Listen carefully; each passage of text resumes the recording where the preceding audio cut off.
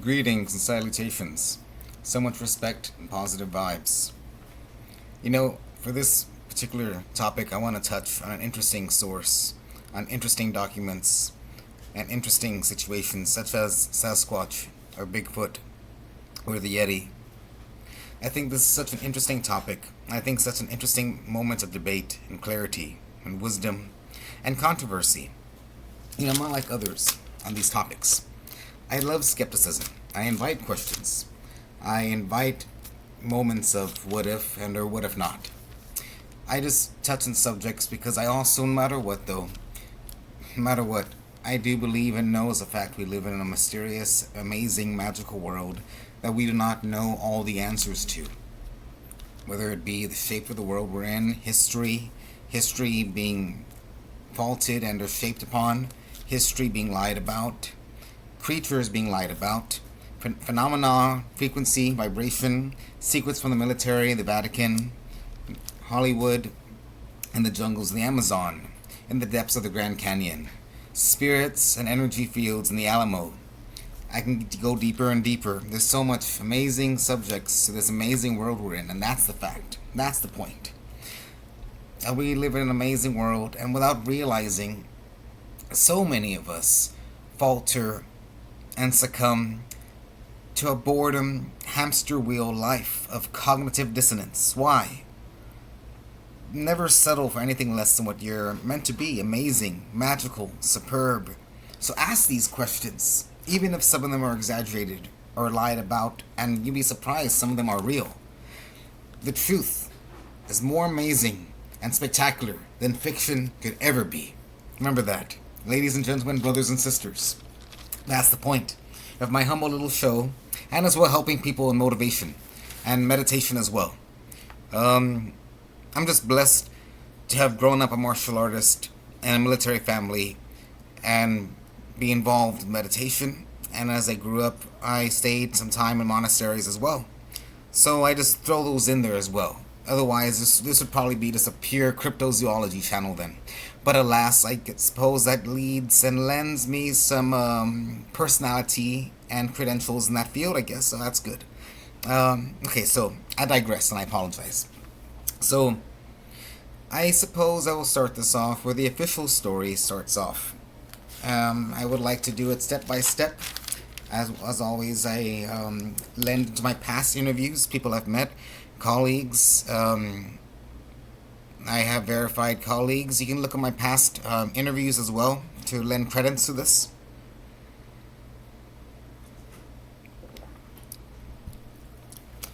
So, officially, for America at least, but America has always been a big standing point for the world in general. August 1958, in the Six River National Forest, California, the first official Bigfoot sighting, or shall I say, when I say Bigfoot, I mean the literal footprint, not the creature yet, from an American official standpoint. But I'm going to go deeper into that later. From an official standpoint, the newspaper officially found the first Bigfoot print and named it, of course, coined it the term Bigfoot, the print they found, by Six Rivers National Forest in California. And this made the Crew family all the more famous galore. The Crew family still lives to this day. But Jerry Crew, at the time was a humble tractor operator, found this amazing large footprint. And lo and behold, by the time the newspaper got a hold of this information, they coined the term Bigfoot, and alas, cemented the Crew family in always relation to this and made it all the more famous. I actually interviewed about the situation his grandson, Carl Crew. So Carl Crew verified this. He's not a huge Bigfoot aficionado. He has his own things going on. But he does verify his relation and blood ties to Jerry Crew. So Carl Crew was one of my earlier interviews on my channel. You can find that actually in my earlier videos. You'll find a picture of me and him with Bigfoot in the middle. It's an easy thumbnail to find. Humble little interview. You'll find that me and him just chat, mostly actually. I'm just laughing and just glad to meet. And it's pretty much just that. Just his confirmation that it happened, confirmation that he's related, confirmation that this really did happen, and also interesting to consider that even he admits there was a lot of controversy and if this was real or not. But I wanted to hear it from the source, his family. He lends shade, credibility to his grandpa, but he lends shade to a Wallace, to a being in person named Wallace. Mr. Wallace was also later on inspired by this and faking footprints. So I want to get down to this. I wanted to get down to this, and I wanted to understand what happened. So I was blessed enough to find the grandson. So there was as well fake footprints as well by a Wallace. It's good to note. So overall, what I will say is that this incident in 1958 by Six Rivers National Forest, whether that was real or not, I don't think that's the point here that we take upon. I think we see this as the amazing founding point and foundation point of when this name started. That's a good view.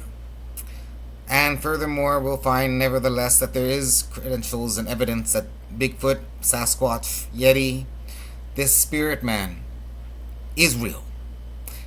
Alas, I will say straight out, 50%, literally 50% of the evidence situations we find are faked, exaggerated. They wanted money or fame.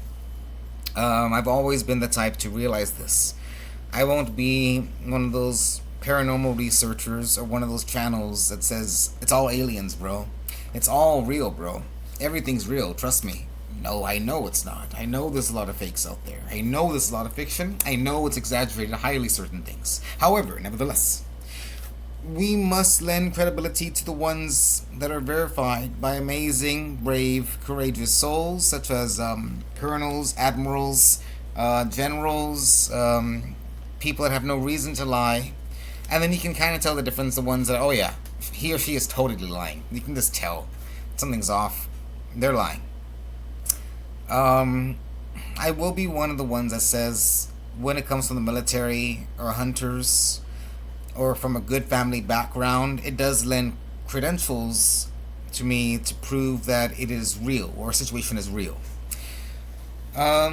So the crew event in 1958 is 50-50 to me. But I think it's an amazing starter base, an amazing foundation for the name. So that's why, to me, I still give it respect. That's why. Because without that incident, the name Bigfoot would not even exist. So that's amazing in its right. In its own right, that is amazing. And I give respect to the crew family no matter what. That's why.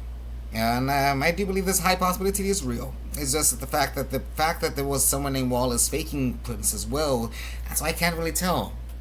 But respect to the name. Awesome. Without that, the name probably wouldn't be real. Or here. Okay, so I would like to mention briefly, of course, the famous Patterson-Gimlin film. 38 miles south of Oregon. Again, Six Rivers National Forest, though, that region. California region. This was about a few years just after the crew incident, actually. Interesting, because like I said, after the crew incident, this really picked up. I'm saying this really picked up. Of course, I'm not going to be the channel that goes into full detail and in depth on the Patterson-Gimlin, because that's been so talked about. But the Patterson-Gimlin is and will always probably remain a gold standard of evidence and or debate in the history of Sasquatch and Bigfoot evidence in general. Again, this is one of those where it's so hard to tell. It's so hard to tell whether it's real or not. Again, this was a big time from 1958 to 1970, a huge time of finding sightings, huge sightings.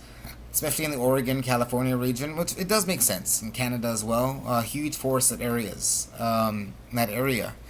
It does make sense, spiritually and scientifically speaking. It's rich in energy, near certain vortexes, and as well it's thick and forest, so it's possibility that something could be there.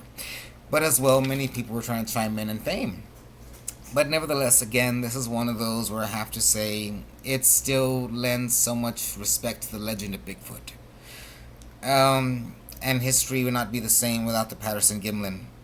So I respect it, I guess, no matter what. Actually, I will take away the I guess and rewrite what I just said. I respect it. Period.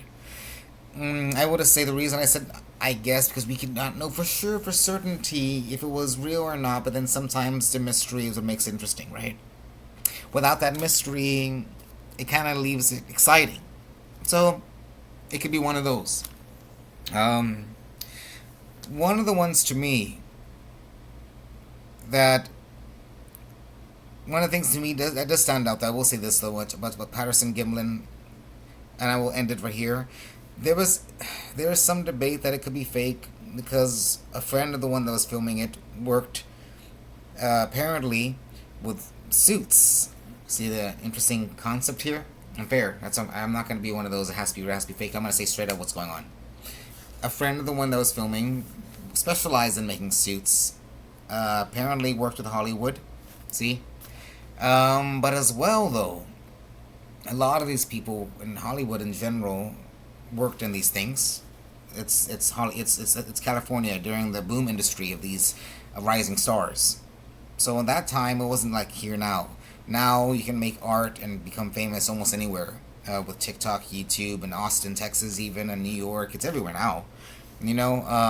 But back then, the only way to become famous really was California. Really, honestly. So that's why it's like everyone in California pretty much knew someone in Hollywood at the time. When like I said, even I have connections when I pass through there. It's easy if you just make friends and talk to people. It's not as impressive as it sounds. Trust me, it's not. It sounds to the naked eye. Oh, you know people in Hollywood. No. Once you just be talkative and just know where to go and just travel to the States. It's not that hard. So it's like to say he had friends in Hollywood was like anyone can make friends. So that doesn't make it fake or not. I'm trying to be fair, but at the same time, it definitely does lend the possibility that it could be fake because he had friends that made that. So it's like, again, 50-50. I don't know. I will say, end it here. The Patterson Gimlin, the muscles actually move though, in a certain way that I don't know if a suit could have done at that time. You can literally see the thigh muscles moving. You can literally see the sway of the arm.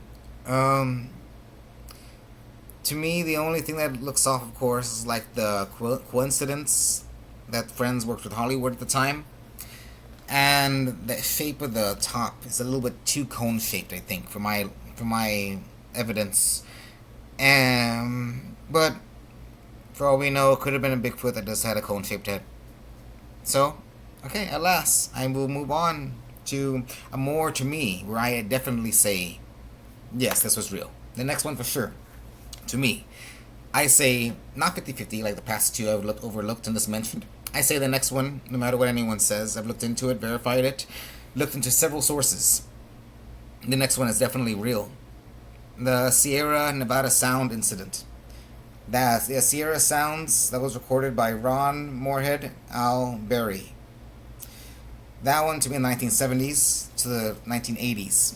Ron and Al would go to the Sierra region, and over a period of time they would record these sounds. So actually people don't realize this is a compilation. It's not just one night. So that's why some people will say, okay, look at the first recording is different from the second and the third, or the first few minutes is different from the next, so it must be a recording studio. No, I looked into this, I verified it, I'm fair. Just like the first two incidences, I say straight out it could be fake. This one, no, I looked into it. It's a compilation of different times, different areas in the forest and the mountains and these regions. So these two individuals, basically, I know a lot of these people, a lot of you understand these. I'm just recapping it, and I am going somewhere with all this. I just like to recap information and lead to my ultimate debate and or just information. So Ron and Al had conversations and are heard over several meters away. It's never face to face.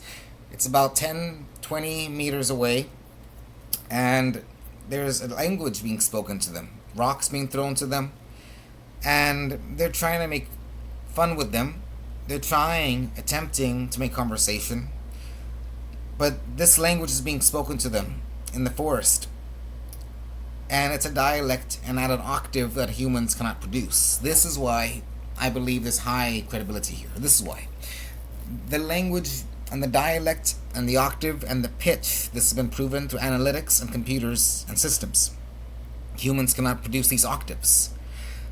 It is about 5 octaves at the same time, and octaves much higher and lower than what the human voice and vocal cords can produce. Interesting. Even he's trying to say the same words or language back, and alas, he cannot get the same pitch. Some people will say, well, he's saying the same. No, listen closely. He cannot get the same pitch. He's saying it back. He's trying to, at least. Trying to have initiation conversation. Other people will say, well, why isn't he more scared? I actually beg to differ. I think there's a little bit of fear there, but he's so used to this, and they've never personally attacked him, and this is apparently, I'm going to go further, not more than apparently, it's official. This was going on several times, so he was used to this.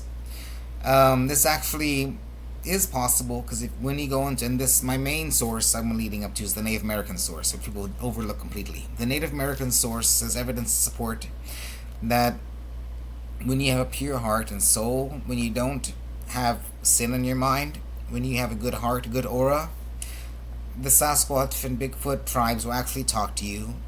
They won't hurt you. The level of violence is null and gone. So that's interesting to understand. It really depends on your aura and the situation you have going on mentally.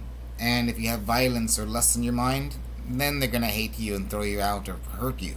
Interesting fact, by the way. Interesting. So it's very possible that Ron and Al were by heart not bad people. And this is why the Sasquatch and Yeti initiated conversation. So again, I believe this is real, this one, because there's credibility to the octaves. See what I'm doing here? I want science behind it. So, I am deeply involved in shamanism. That is my life, shamanism. I spent years in the monasteries.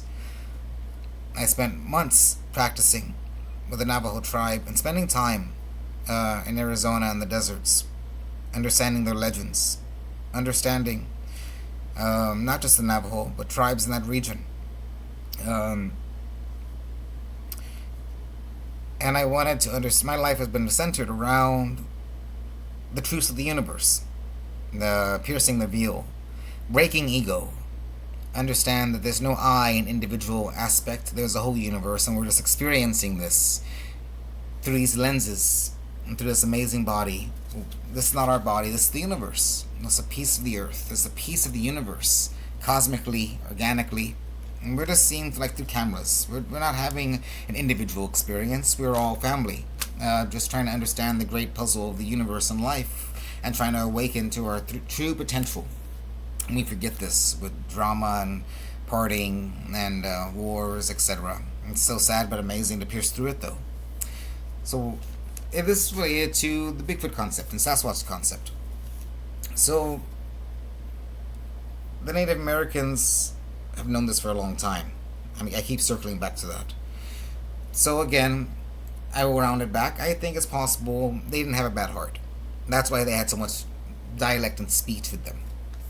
And that's why if you listen to the sounds, they don't even sound scared. Again, I invite you to listen to the octaves, very different from humans. And it's like they're speaking an actual language. They are. And this one lends credibility to that they're not just apes. They have their own tribe, they have their own wisdom, they have their own dialect, they have their own ways. And this part, again, the Native Americans talk about.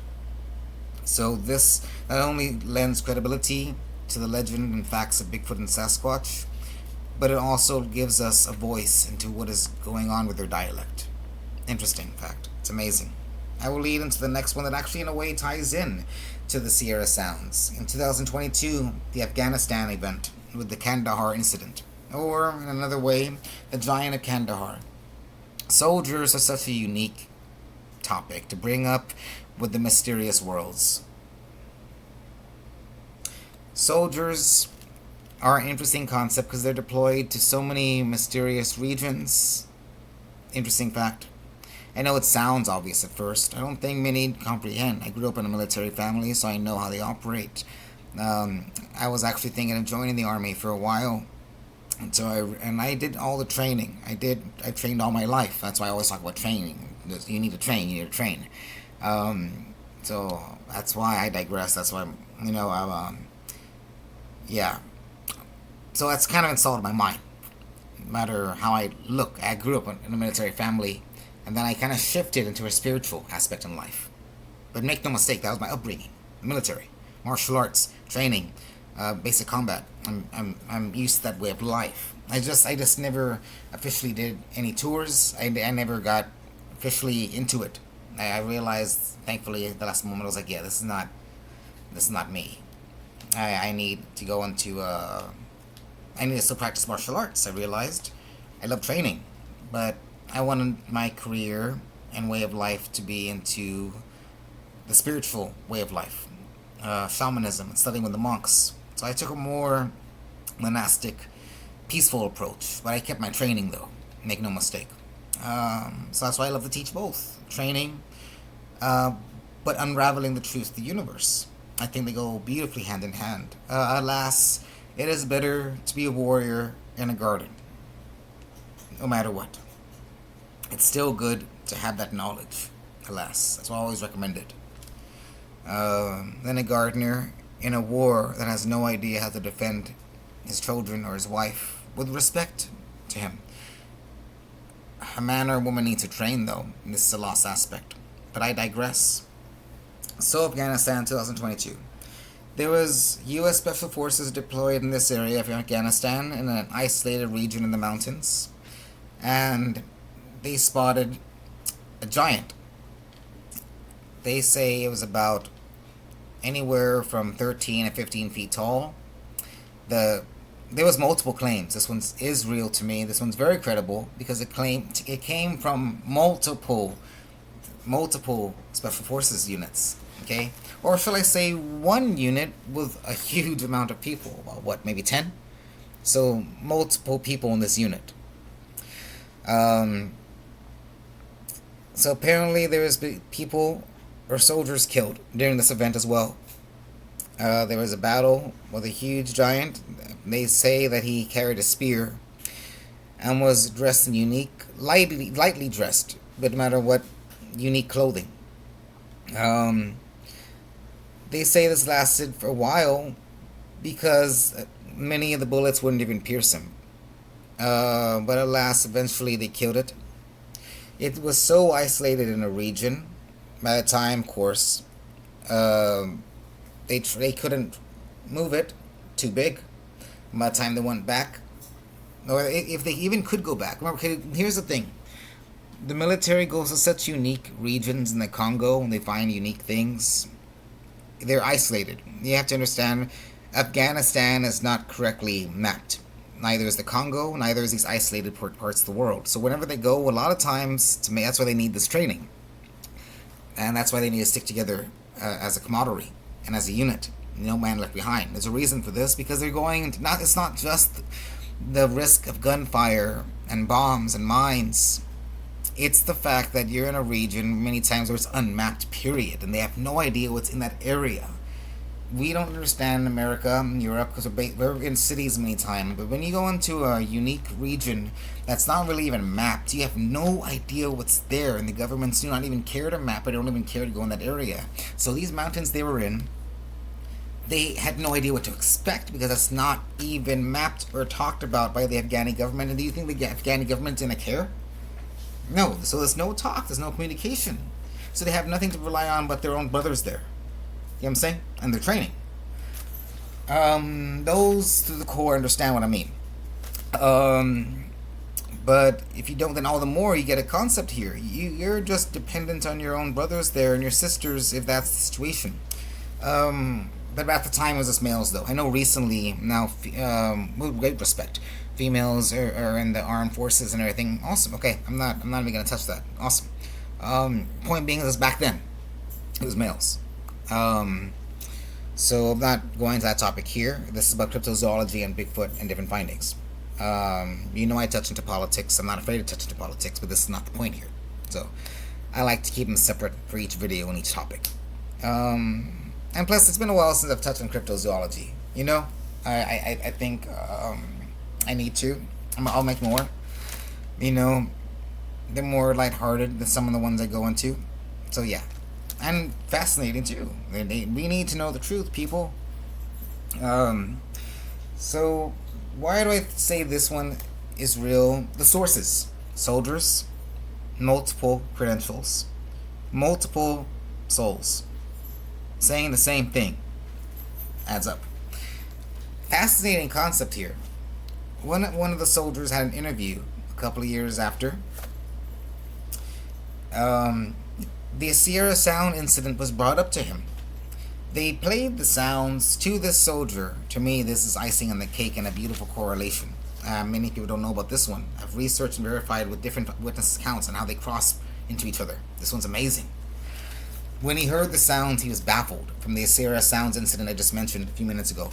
He was baffled, and he said that dialect, different voice of course, but that dialect, that language, was the same one that he heard the giant yelling at them with. I'm going to repeat that again.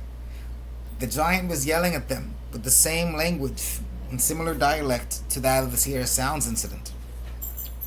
This is mind-boggling, perplexing, but at the same time adds layers, but gives us some answers too, I think, if one is smart and wise enough to penetrate into this layer of truth and unravel that string.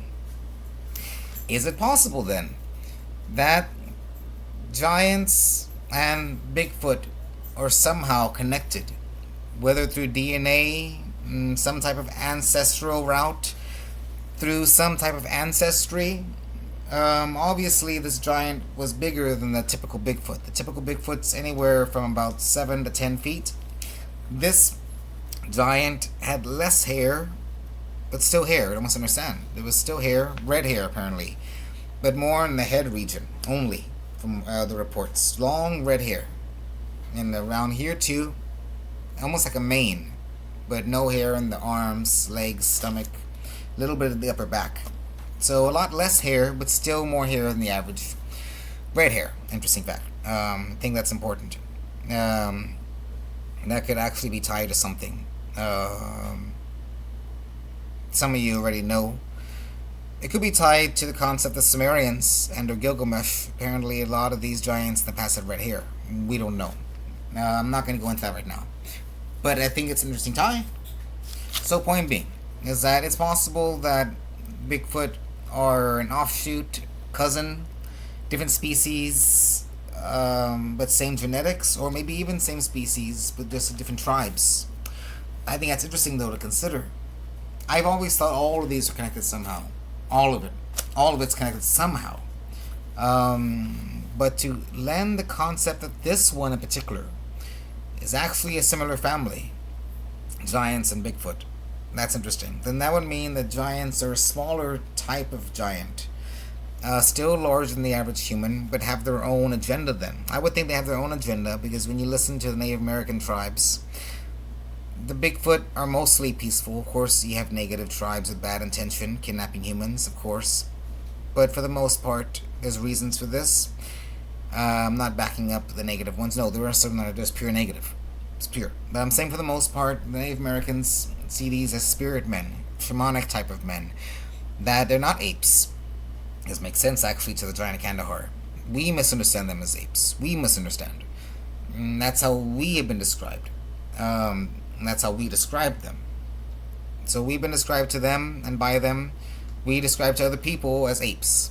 This is wrong. This is almost an insult, actually, by the way. So we describe them as apes. This is an insult to Sasquatch and Bigfoot and the spirit men. The Native Americans see them as their own race of people. This makes sense again to the giant Kandahar then. They're a race of people with just a lot of hair. They're more at one with nature, and they're trans-dimensional, interdimensional beings. Meaning, this makes sense. Why we can't find a body? Because they're not part of this realm. They go in and out of this realm at certain locations using portals and or teleportation. And as well, they can use camouflage. They can just blend in.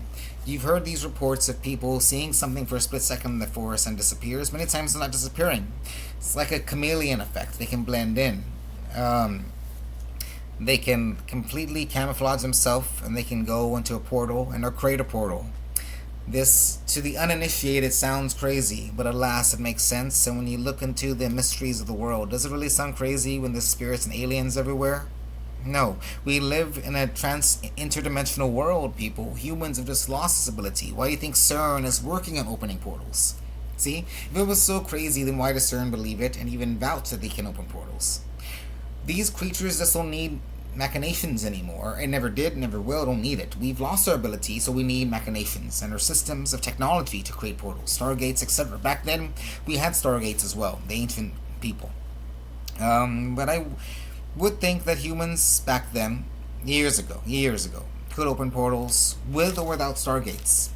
So what we're seeing with Bigfoot, Sasquatch, Yeti across the world is its own tribe of forest people that have mastered portal traveling, teleportation, and interdimensional travel. They have mastered it. They have all their chakras open, and they have never lost the concept of having the third eye open. So they have their own version of the third eye, of course. They have it open. This lends credibility to what we can do if we just open and pierce our third eye. Of course, we wouldn't be as hairy. That's their evolutionary chain. But point being is, we can do amazing things if we just never lost track of nature and meditation and our connection to the universe. So I think this is a tribe of people that have never lost their connection to the universe. This makes sense. With Native Americans back then, they would help and function with Bigfoot. They would be correlated. There's stories of Native Americans, and I've heard this firsthand from stories, of them working together. Back then, if they needed medicine, Bigfoot would help.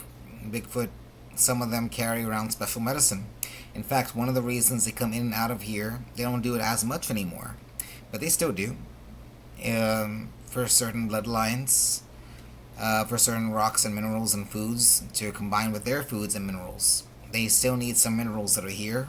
They still need certain rocks and minerals they need and crystals to find it here. They need certain food that's here, certain grass and plants, certain botany and herbology they use here. And then they combine it, they take it back over there. And then we'll hear more of the more feral ones that eat deer and kidnap humans, just like extraterrestrials. There's just like humans, extraterrestrials too. You'll find it's not all bad and good. You're gonna see some bad, some good. That's what's going on. It's kind of ignorant to think they're all bad or all good. Just like humans, you'll find some bad humans with horrible intentions and some amazing humans with amazing intentions. You can never judge a book by its cover. You know, you can never judge a book by its cover. So, Jerry Crew was the first official sighting of Bigfoot. But I think with research, it actually goes farther than that, to the Native Americans. This goes back centuries back. The Native Americans have always mentioned forest people, forest shamans covered in hair. Interesting. Big forest shamans covered in hair that go in and out, that can phase in and out, helping, like medicine men and helping with their shamans and working with their shamans. Interesting fact. I think the actual earliest official story that has credentials, though, before Jerry Crew, one of the first official stories, if not the first official story, with Americans was in 1980 or 1980s along the U.S.-Canada border with a train incident. This train is going along one of the first railroad tracks. This makes sense as well, too. This threw off everything. The tracks were big for the spiritual realm, too, believe it or not, because every time you make huge buildings, an add-on to this world, or wars, huge infrastructure, huge technology booms. It does affect the spiritual world. All the forest cutting. So the railroads had a huge impact on forest creatures and the spiritual side too. You know, so this Bigfoot was caught slipping. The reason was because this railroad was new and he didn't know what it was there, or she. And this train hits a Bigfoot. The conductor, George, thinks it's a moose or something. Him and his crew come out on the cow catcher. It's all bent and all dented. And they all describe. And remember, this was before Bigfoot became a huge thing. That's why I believe this one has credentials as well. At the time, this is 1980s. They described a huge, hairy man that was about 500 pounds. It resembled an ape. See the ape concept there. It came again. Actually, the first time really where it's really described as an ape. Actually, it takes them a couple of hours to move the body, and they describe a stench. And they try to move it. It takes a couple hours. They do with a crew people from the train. And then they see Native Americans watching them. Interesting. From the forest. Not with harmful looks. Not with looks of aggression. But watching after a while. They came out like they knew somehow. Someone told them, something told them, or they just knew. Radar or something. Some kind of connection psychically, something. They knew. So when they go back to the nearest town walking, because they couldn't possibly move the train the way it was, the cowcatcher was dent. The little thing in the front at the time, the fence that protects it. When they went back, the body was gone. And of course all the Native Americans were gone. And there was tracks of human footprints going into the forest deep. The implication here is that the Native Americans, again, this lends credence to the fact that Native Americans have always had a bond with these forest shaman that we know as Bigfoot. These forest people, known as Bigfoot. They knew about this incident. Native Americans took the body this time, this case. Because I think this would probably be one of the rare cases, possibly. Maybe. We don't know the details of how their interdimensional travel works. For all we know, the body could also disappear when it's deceased into the other realm. That'd be interesting. If it goes deceased, it just travels back to the original point of location. Interesting. Could be. But in this case, there's evidence to support that the body needed help. So does that point to the concept that once they're deceased, the body cannot be used anymore interdimensionally? The Indians needed to move. Native Americans, indigenous, needed to move the body. So they moved the body. This shows credibility and credence, like I speak, to the fact that there's always been a connection with them, like a family. Makes sense. Native Americans are in touch with their third eye, chakras, the natural way of life. We've lost this concept. It's still there. It's dormant, though, with us.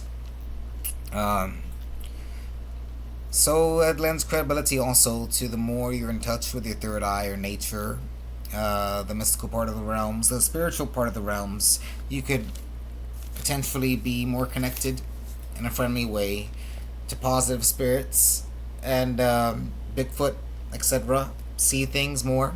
This would also explain why certain people see more paranormal cryptozoological creatures and some don't.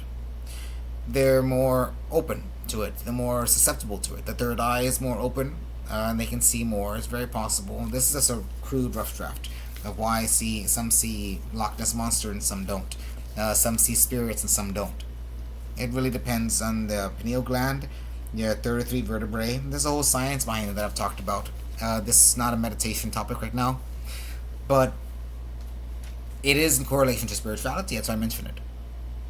So there's definitely a spiritual aspect here. And it's very possible that those more in tune with the spiritual realm can see these things more than others. That would also add layers, tremendous layers, as to why some swear it's fake and some swear I've seen it like 2 or 3 times. Because how open your aura pineal gland and third eye and chakras are. There's a direct correlation. Amazing fact. Interesting to think about. And many, many amazing implications to the human body system, isn't it? If that's the case. If that's the case, then how much are we missing around us then, on the most part? If that's the case, then how much is around us right now, next to you, watching over you, or passing by you on a certain street, or when you're in a certain forest, or when you're in your car? What's there, you just can't see it, or can't feel it. And some of you can feel it. And what have you seen? Tell me in some of the comments. Make sure to like and subscribe, please, as it helps my work and channel. I grow not to be fame. I care not for this. I grow just to speak the truth, seek the truth, by the truth, for the truth, and we the people, for the people. So, if you have any experiences, tell me. If you have any experiences you want to share on the channel, I'm happy to. I love to hear stories and points of views. If you don't believe in this, tell me. I love all points of views. That's the point. I just happen to be a believer, of course, but I'm the first one to say, by the way, I'm fair. I'm skeptical too. I'm the first one to say I believe in it, but this story's false. Or I believe in it, but this one's false. Or I believe in it, but this one's just all exaggerations. Or this one's completely real. Because I fact check. I go into it. Who told me? What did you work for? Have you ever lied before? Do you have a history of lying? Where's your family? Who's your family? How did this happen? I want details, and I'll believe it if it matches up. Either way, I want to hear though. I'm just saying. I like to hear, no matter what. I'm just hoping in general that anyone that reaches out is a pure heart though. I'm not saying I invite lies. No. Away with that. I can catch it. I'm just saying it happens out there in general with these stories. And one must be smart enough to tell the truth and the lies apart. 50 apples fall from a tree. Some of them are rotten, some of them are not. We must be smart enough to pick away the ones that are rotten and throw them away. But some of them are going to be real, right? Some of them are going to be good, right? Some of them are going to be ripe with knowledge and wisdom and light, right? And that's all I'm saying. So, in conclusion, I think this is an amazing story, an amazing concept of the shaman people of the forest. There's ways to call upon them. There's ways, by the way, and they're not isolated to only thick forests. When you go into it, it's amazing. They can portal anywhere. It just helps them. There's water and forests nearby, like streams, rivers, and woods. When you go into it, they can actually pop up anywhere. That's the most famous ones are in thick forests. Interesting fact. There's stories right outside city limits. I'm not joking. Right on the side of the road for a split second. Yes, it does happen. Interesting, bizarre stories like that I've heard. Fascinating. They like singing, apparently. I'm not saying do this. I'm saying when it comes to transdimensional, interdimensional beings, there technically is always a way to call upon them. This saying, to do it, just take this with this knowledge. Just take it as knowledge. And this saying, I just invite you to realize it's always next to us. I invite you to realize that you're always part of these dimensions. I just want you to know you're more than just this being. You're an amazing light source that's always connected to these dimensions. We're just in a body that has just been dimmed down with chemicals in the government. And because we've been led astray purposely. But make no mistake, these dimensions are always next to us. That's the point. So, remember, you're part of an amazing dimension. You're part of an amazing story. And God and the universe wants you here for a reason. Unravel that story. And don't be lied to. No, you're part of an amazing world. Cosmically, spiritually, organically, physically, I've gone metaphysically. And it's up to you to realize how amazing and special you are. And maybe you'll have an amazing, epic sighting one day. Maybe you already have. If you ever have a negative sighting of anything, spirit, UFO, negative entity. By the way, breathe in, focus on God and light, and say a prayer. Rub your hands together, building that energy, and push away. And breathe out. Nothing but strength and light. Don't panic. Don't panic. Hold God in your mind. Breathe in deep. Hold your breath. Rub your hands together. And push out. There's a reason I'm saying this. These beings are sensitive to energy field. They're not going to be swayed with guns and weapons. These ones, I'm saying, not these ones. If you see a bear, use bear mace and a gun. Straight out. Okay? That's just training 101. But if you see an interdimensional being, the game changes. The rule changes. Use your energy. Meditate for a split second. Yes, meditate. Pray. I'm not joking. Pray. Yes, it works. Trust me. God is a weapon. That's for the prosperous, for the virtuous. Use the armor and sword of God. I promise you it works. I give you my word as a shaman, as a person, as a teacher, as a friend. It works. As a person of God, it works. So, that's why I always mention God is so important. Don't panic. Don't panic, brothers and sisters. No, you're an amazing light source of God. You're a vessel of God. Use it. Okay. So much respect, so much light, so much wisdom. I love you all. Feel free to reach out, like and subscribe. I love you all. Om.